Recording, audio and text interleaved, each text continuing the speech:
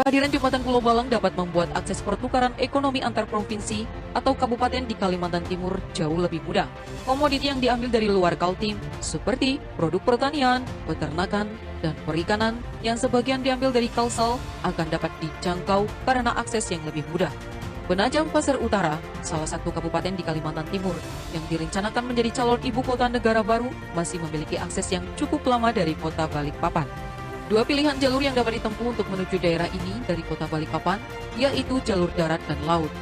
Jalur darat dapat ditempuh melalui kilometer 38, jalur Trans Balikpapan Samarinda dengan waktu tempuh sekitar 3-4 jam.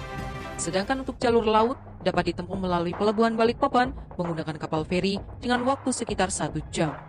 Jika ingin lebih cepat, dapat menggunakan speedboat yang dapat ditempuh dalam waktu 15 menit. Perbedaan waktu tempuh yang signifikan tersebut menjadikan dibangunnya proyek jembatan penghubung menuju Kabupaten Penajam Pasar Utara dari Balikpapan bernama Jembatan Pulau Balang.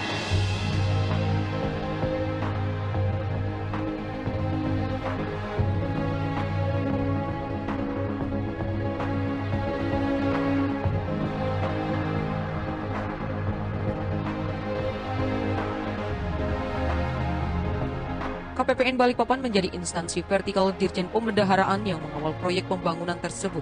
Proyek jembatan Pulau Balang yang awal kontraknya dimulai pada bulan Agustus 2015 ini direncanakan akan selesai di bulan Mei tahun 2021. Dalam kurun waktu kurang lebih 5 tahun, kontrak proyek telah mengalami perubahan yang diakibatkan masih belum selesainya sebagian proses pembebasan lahan jalur menuju pintu masuk jembatan Pulau Balang dari arah kota Balikpapan. Alokasi pendanaan utamanya bersumber dari anggaran pendapatan dan belanja negara, hasil penjualan surat berharga syariah negara, serta dukungan dari anggaran pendapatan dan belanja daerah Provinsi Kalimantan Timur. Pada awal kontrak, dana APBN telah diluncurkan sebesar 1,33 triliun rupiah untuk alokasi pengerjaan proyek ini.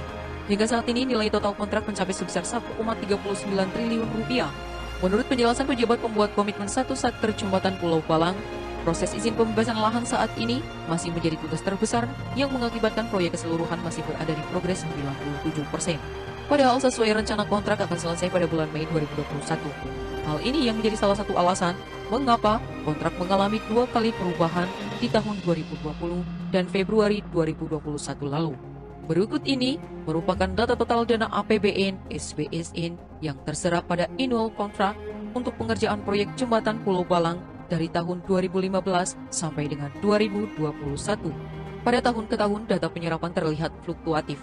Hal ini dikarenakan pada dasarnya pembayaran akan mengikuti progres capaian kinerja di lapangan. Terlihat pada tahun 2019-2020 mengalami kenaikan kedua kali, dan pada tahun 2021 dana yang direncanakan akan terserap mengalami penurunan. Hal tersebut dikarenakan pada tahun 2019 direncanakan akan terselesaikan 100%, namun mengalami perubahan sehingga kontrak diperpanjang sampai 2020. Pada tahun 2020, hal serupa juga terjadi dikarenakan izin pemerintah daerah provinsi terkait pembebasan lahan menuju pintu masuk jembatan belum terselesaikan.